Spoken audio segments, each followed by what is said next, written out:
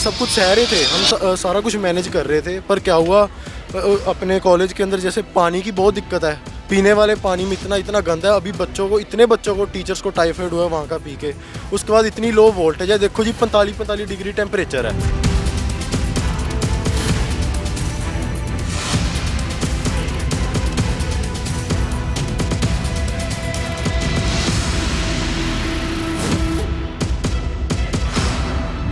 Reason ये था कि हम एक बेसिक फैसिलिटी मांग रहे थे कि हम वोल्टेज हमें दे दो, पर वो वोल्टेज नहीं आ रही थी। और बहुत टाइम से एक कंसिस्टेंट इशू है जो हम 1 ईयर से ये फेस कर रहे हैं कॉलेज में, पर इसका कोई सोल्यूशन ही नहीं आ रहा।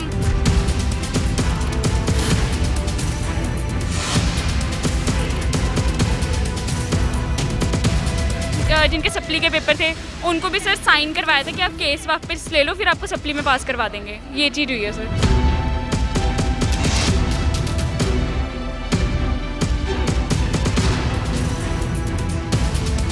ਇਹ ਹਾਲਾਤ ਨੇ ਇਹ ਉਸ ਕਾਲਜ ਦੇ ਜਿੱਥੇ ਹਾਲਾਂਕਿ ਜਿੱਥੇ ਮੁੱਖ ਮੰਤਰੀ ਭਗਵੰਤ ਮਾਨ ਸਾਫ਼ ਤੌਰ ਤੇ ਕਹਿੰਦੇ ਆ ਕਿ ਜਿਹੜੀ ਸਿੱਖਿਆ ਹੈ ਉਹਨੂੰ ਪਹਿਲ ਦੇ ਆਧਾਰ ਤੇ ਲੈ ਕੇ ਆਵਾਂਗੇ।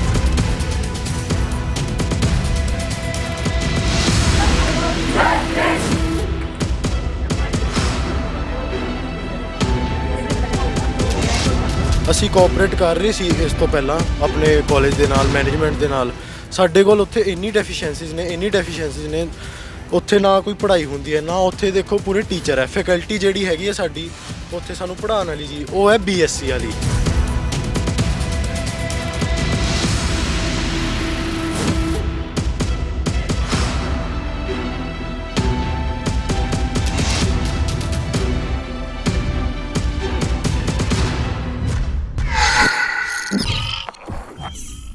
ਉਹਨੇ ਤੇ ਤੁਹਾਡਾ ਸਵਾਗਤ ਹੈ। ਮੈਂ ਹਾਂ ਅਭਿਸ਼ੇਕ। ਇਸ ਵਕਤ ਅਸੀਂ ਮੋਹਾਲੀ ਦੇ ਸੈਕਟਰ 69 ਦੇ ਵਿੱਚ ਖੜੇ ਹਾਂ, ਜਿੱਥੇ ਮੈਡੀਕਲ ਸਿੱਖਿਆ ਭਵਨ ਦੇ ਬਿਲਕੁਲ ਬਾਹਰ ਜਿਹੜਾ ਹੈ ਉਹ ਵਿਦਿਆਰਥੀਆਂ, ਮੈਡੀਕਲ ਦੇ ਵਿਦਿਆਰਥੀਆਂ ਦੇ ਵੱਲੋਂ ਇੱਥੇ ਪ੍ਰਦਰਸ਼ਨ ਕੀਤਾ ਜਾ ਰਿਹਾ, ਪ੍ਰੋਟੈਸਟ ਕੀਤਾ ਜਾ ਰਿਹਾ।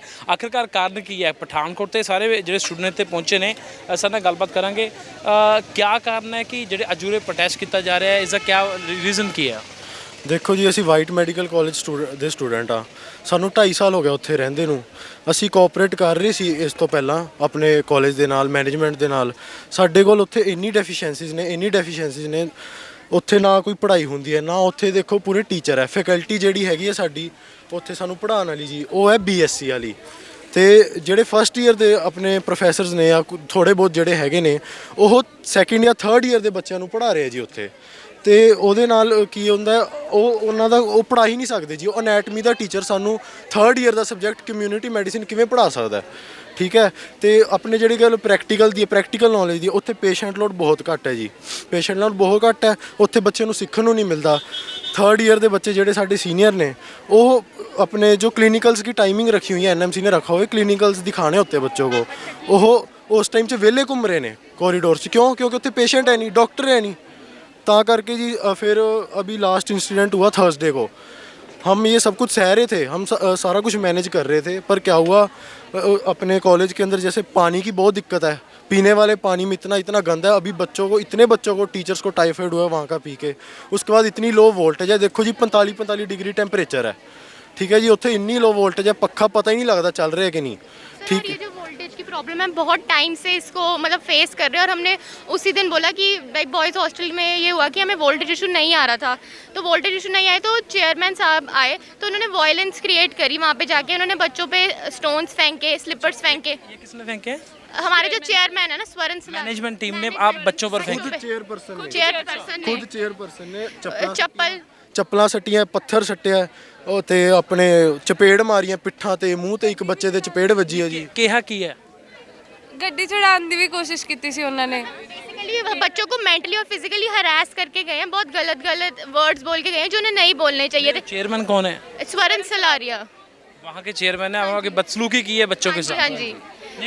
रीजन क्या दिया? क्या क्यों? रीजन यही था कि हम सिर्फ एक रीजन यही था कि हम एक बेसिक फैसिलिटी मांग रहे थे कि हम वोल्टेज हमें दे दो, पर वो वोल्टेज नहीं आ रही थी। और बहुत टाइम से एक कंसिस्टेंट इशू है जो हम 1 ईयर से ये फेस कर रहे हैं कॉलेज में, पर इसका कोई सोल्यूशन ही नहीं आ रहा।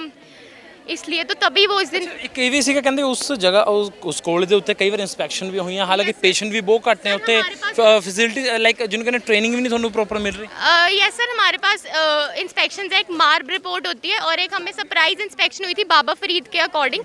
तो उसमें ये था कि जो ओपीडी फैसिलिटी थी तो वो बिल्कुल ही ज़ीरो थी और जो फैसिलिटी डेफिशिएंसी थी वो 97% शो हो रही थी। ना कोई प्रैक्टिकल का सामान था वहाँ पे, जो भी प्रैक्टिकल रूम्स हैं वहाँ पे सारों में कपड़े ढके हुए हैं। तो अभी तक हम जैसे सेकेंड ईयर में हमारे पास 3 सब्जेक्ट्स है, पैथो, फार्मा और माइक्रो। हमारा आज तक कोई ऐसा प्रॉपर प्रैक्टिकल नहीं हुआ है। ਕਿੰਨੇ ਸਾਲ ਹੋ ਗਏ ਤੁਹਾਨੂੰ ਇਹ ਲਾਈਕ ਡਿਗਰੀ ਸਟਾਰਟਿੰਗ ਕੀਤੇ ਨੂੰ ਤੇ ਕਿੰਨੀ ਕੁ ਵਾਰ ਪ੍ਰੋਪਰ ਟ੍ਰੇਨਿੰਗ ਕਿੰਨੀ ਕੁ ਵਾਰ ਹੋਈ ਹੈ 1.5 ईयर हो गया हमें ये डिग्री स्टार्ट की हुई और अभी तक हमें ऐसी कोई प्रॉपर प्रैक्टिकल नॉलेज नहीं मिली है, क्योंकि हमारे टीचर्स भी इतने वो वेल एजुकेटेड नहीं है। बीएससी एमएससी वाले हमें पढ़ा रहे हैं, but according to NMC guideline हमें एक एमडी डॉक्टर ही पढ़ा सकता है। ਅੱਛਾ ਪੰਜਾਬ ਗਵਰਨਮੈਂਟ ਜਿਸ ਤਰ੍ਹਾਂ ਕਹਿੰਦੇ ਵੀ ਐਜੂਕੇਸ਼ਨ ਅਸੀਂ ਸਭ ਤੋਂ ਅੱਗੇ ਰੱਖਾਂਗੇ, ਮੈਡੀਕਲ ਫੈਸਿਲਿਟੀਜ਼ ਤੋਂ ਪਹਿਲ ਆਉਂਦੀ ਹੈ ਵੀ ਜਿਹੜੀ ਮੈਡੀਕਲ ਹੈ ਉਹਨੂੰ ਅਸੀਂ ਅੱਗੇ ਲੈ ਕੇ ਆਵਾਂਗੇ, ਪਰ ਹਾਲਾਤ ਤੁਹਾਡੀ ਯੂਨੀਵਰਸਿਟੀ ਇੰਨੇ ਖਰਾਬ ਨੇ कैसे फिर ਵੀ ਤੁਹਾਡੇ ਹਾਲਾਤ ਇੰਨੇ ਖਰਾਬ ਨੇ ਉਸ ਯੂਨੀਵਰਸਿਟੀ ਦੇ ਜਾ ਕੇ ਗਵਰਨਮੈਂਟ ਆਫ ਪੰਜਾਬ ਕਹਿੰਦੇ ਕਿ ਅਸੀਂ ਐਜੂਕੇਸ਼ਨ ਨੂੰ ਸਭ ਤੋਂ ਪਹਿਲਾਂ ਪ੍ਰਾਇੋਰਟੀ ਦੇ ਰਹੇ ਹਾਂ। ਸਰ ਆਪਣੇ ਜਿਹੜੇ ਚੇਅਰਪਰਸਨ ਹੈ ਜੀ ਉਹ ਹੁਣੇ ਐਮਪੀ ਇਲੈਕਸ਼ਨਾਂ ਤੋਂ ਪਹਿਲਾਂ ਹੋਇਆ ਆਮ ਆਦਮੀ ਪਾਰਟੀ 'ਚ ਸ਼ਾਮਿਲ, ਤੇ ਸਾਡੀ ਜਿਹੜੀ ਐਮਡੀ ਮੈਡਮ ਹੈ ਉਹ ਸਾਨੂੰ ਇਹ ਕਹਿੰਦੀ ਹੈ ਵੀ सर पावर में आ चुके हैं, सर तुम्हारे बारे में सोचते हैं, किसी बच्चे को फेल नहीं होने देंगे, जो सर के खिलाफ जाएगा उसका कैरियर हम ख़राब कर देंगे, 5 साल की डिग्री करेंगे 8 साल में। नहीं ये कौन कह रहा है कि फेल कर देंगे? ये एक्चुअली सर ऐसे सिस्टम है, हमारे एक एक्सटर्नल एग्जामिनेशन होती है और एक इंटरनल होती है।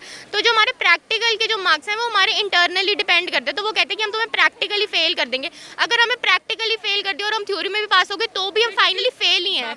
के थ्रू तो हम थ्योरी में अगर पास हो गए तो हो गए, बट ये प्रैक्टिकल में ही कहते हैं कि हम आपको प्रैक्टिकल में ही नहीं नंबर देंगे तो हम वैसे ही फेल हो जाएंगे, तो फिर सर कोई फ़ायदा ही नहीं है उस चीज़। कहते हैं कि कहीं ना कहीं पॉलिटिकल प्रेशर बनाया जा रहा है बच्चों के, अगर आप हमारे एंटी चलोगे तो हम आपको प्रैक्टिकल कहीं ना कहीं फेल सर बिल्कुल सर कहते हैं कि आपको कोई भी प्रैक्टिकल में सपोर्ट नहीं करेंगे, और आपको प्रैक्टिकल में सर पिछले साल भी यही हुआ है कि जिन बच्चों की सप्ली लगी है ना वो थ्योरी में पास थे और काफ़ी सारे बच्चे मतलब प्रैक्टिकल में फेल थे।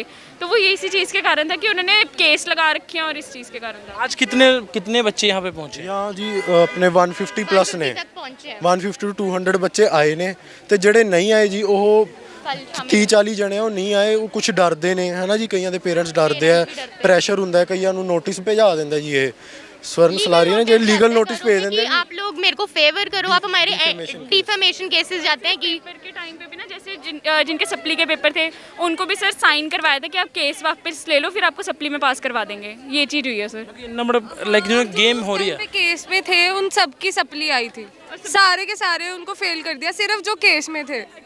भी ऑल्ट्रेशंस हुई हैं और हमें डिटेन कर दिया गया, हालांकि हमारी अटेंडेंसेस सही थी, जान के रोल नंबर नहीं दिया, बिल्कुल पेपर के एग्ज़ाम के एक दिन पहले रोल नंबर दिए थे हमें कुछ घंटे पहले ही। ਇਹ ਹਾਲਾਤ ਨੇ ਇਹ ਉਸ ਕਾਲਜ ਦੇ ਜਿੱਥੇ ਹਾਲਾਂਕਿ ਜਿੱਥੇ ਮੁੱਖ ਮੰਤਰੀ ਭਗਵੰਤ ਮਾਨ ਸਾਫ਼ ਤੌਰ ਤੇ ਕਹਿੰਦੇ ਆ ਕਿ ਜਿਹੜੀ ਸਿੱਖਿਆ ਹੈ ਉਹਨੂੰ ਪਹਿਲ ਦੇ ਆਧਾਰ ਤੇ ਲੈ ਕੇ ਆਵਾਂਗੇ।